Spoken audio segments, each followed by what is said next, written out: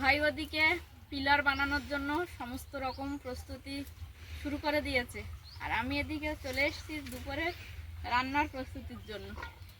এই যে একটু বিটুলি তুলে নিচ্ছি। বলো। আমাদের শাক বাছিয়ে নিচ্ছে, হ্যান্ড ওভার প্রেস কাজ। বাবু এই মুহূর্তে বাড়িতে নেই, আমি একা হাতে রান্না বান্না কাজকর্ম করা, ভাইয়ের সঙ্গে স্বাদ মিলিয়ে বাইরের কাজটাও করা। সেই নমস্কার, আপনারা সকলে ভালো আছেন তো? সাথী বিপ্লব ব্লগের আরও একটা সম্পূর্ণ নতুন পর্বে ভারত তথা পৃথিবীর সর্বত্র থাকা সকল দর্শক বন্ধুকে জানাই অনেক অনেক স্বাগত। সেই সঙ্গে সঙ্গে আজকের আরও একটা নতুন উদ্যোগ নিয়ে নতুন বছরে শুরু হওয়া কাজ চলছে, সেটাই আপনাদেরকে দেখাবো। তো সম্পূর্ণ পর্বটি কোথাও স্কিপ না করে আপনারা দেখতে থাকুন, আশা করব ভালো লাগবে। আর ভাইয়ের যে ঘরের উদ্যোগটা নিয়েছে, সেই ঘরের জন্য আজ প্রথম পিলার ঢালা হবে। তো সম্পূর্ণ পর্বটি কিন্তু দেখতে থাকুন। নতুন বছরে নতুন উদ্যোগে ভাই আজ সকাল থেকেই শুরু করে দিয়েছে পিলার তৈরি করার জন্য প্রস্তুতি। অনেক দিন ধরে টুকিটাকি করে হচ্ছিল, আর আজকের একবারে ফাইনালি। আর এই যে এক্ষুনি একটা কালো অয়েল মতো ভাই উপরটায় দিল, এটা মোবিল। আর ওই যে ভাইয়ের হাতে যে ব্রাশটা দেখতে পাচ্ছেন, ওটাও কিন্তু ভাইয়ের নিজের হাতে বানানো। কিভাবে করা যায় না কিনে।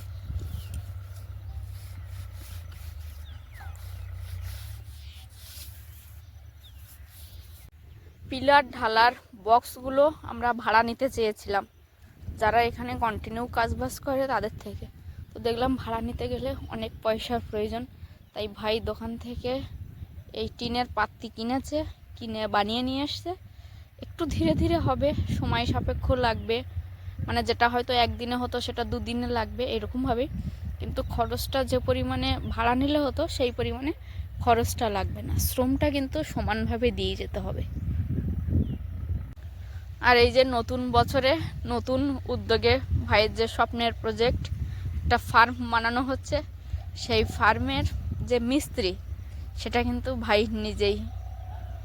প্রতিটা ক্ষণে যখন ভাই কাজ করেছে পুঙ্খানুভাবে আপনাদের দেখানোর চেষ্টা করেছি যে কিভাবে মাপ ধরে দাগ দিয়ে কিভাবে কি করে করছে। আর এই যে জিনিসপত্র নিজে হাতেই সব রেডি করেছে, পেরেক মারা, কলা গাছের খোল, এগুলো সব নিজেই করছে। এটা হচ্ছে পিলারের খাঁচা, যেটা চারিপাশটায় একটা আবরণ দেওয়া হবে বালি, টনচিপ, সিমেন্টের দিয়েই কিন্তু পিলার তৈরি হবে।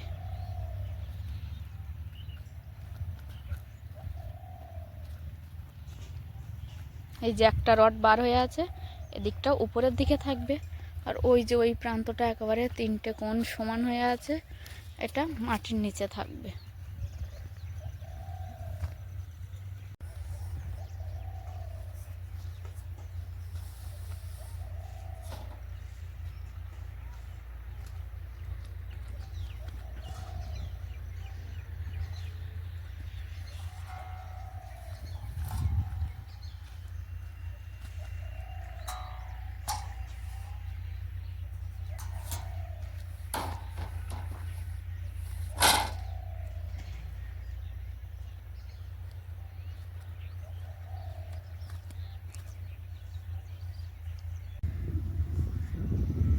পিলার বানাতে গেলে কত কি জিনিসের প্রয়োজন হয়, প্রথম থেকে খুঁটিনাটি করে প্রচুর জিনিসের প্রয়োজন। গোছাতে গোছাতে ভাই কিন্তু একটু একটু করে আস্তে আস্তে সবটাই গুছিয়ে নিয়ে আসছে। আর আজ প্রথম দিন পিলার ঢালা হবে।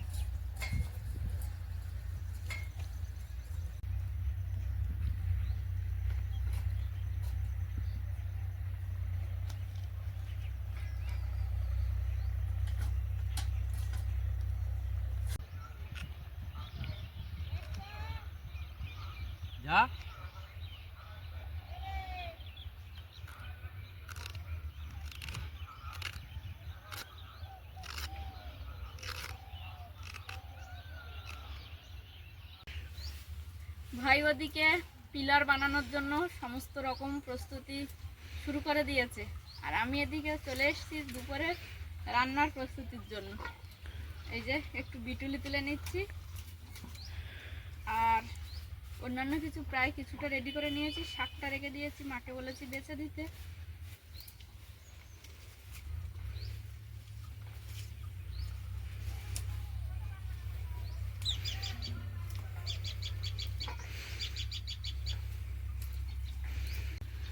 বিটুলি তোলা হয়ে গেছে, এখন যাব এগুলো কেটে নেব, আর যে সবজিগুলো কাটা আছে সেগুলো ধুয়ে নেব।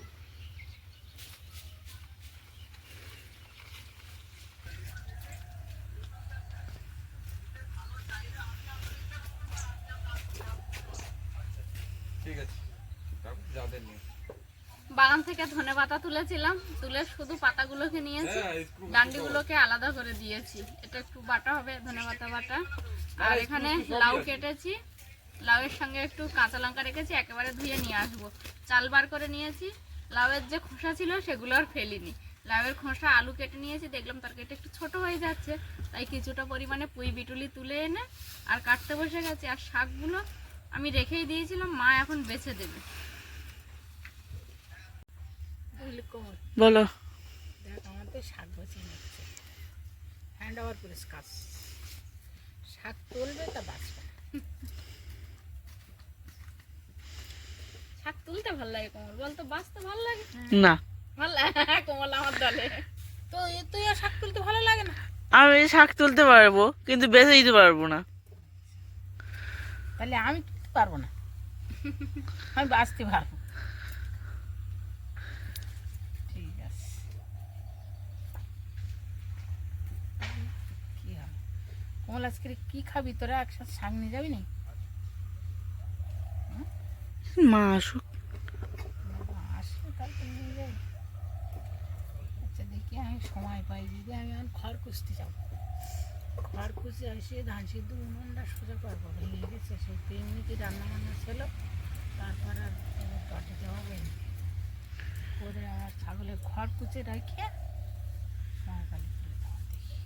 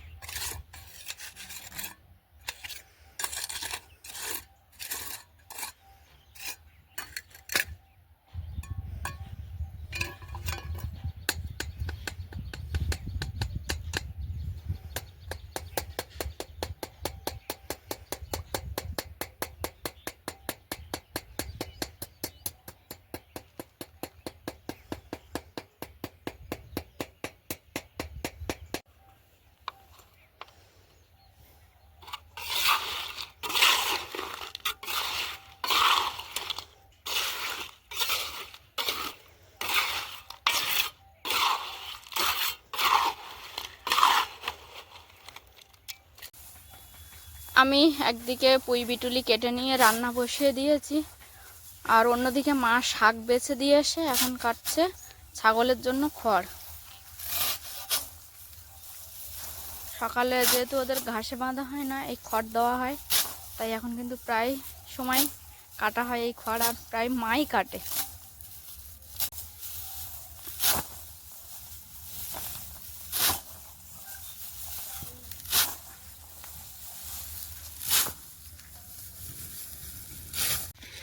সকাল থেকে শুরু হয়েছিল টুকটুক করে পিলার ঢালার কাজকর্ম। এখনও যে শেষ হয়েছে এটা বলবো না, কিছুটা হয়েছে, অর্ধেকেরও কম। এই যে ঢালা হয়েছে, আর ওদিকে ভাই কিন্তু এখনও যে মশলা সেটা মেশাচ্ছে। আর আজকের কারেন্ট না থাকায় এই যে ড্রাম বালতিতে জল আনতে হয়েছে, সে আমাদের বাড়ির মধ্যের পুকুরের ঘাট থেকে, সেখান থেকে বয়ে এনে এনে এই যে মশলা মেশানো হচ্ছে।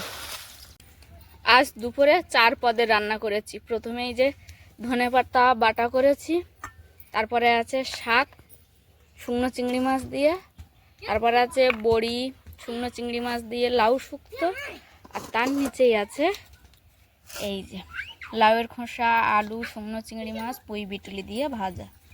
অনেক তোড়জোড় করার পরে একটা পিলার কমপ্লিট হবে, আর একটুখানি বাদে। এই যে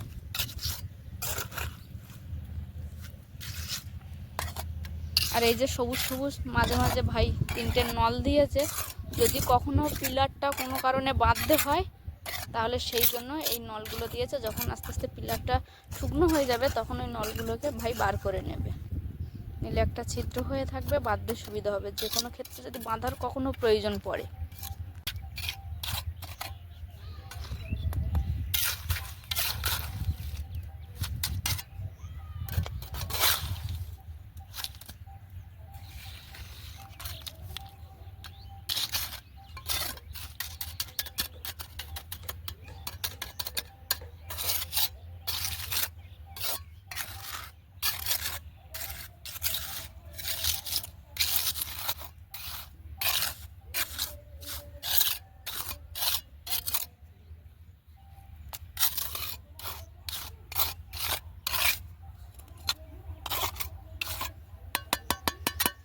কমপ্লিট একটা গোটা পিলার।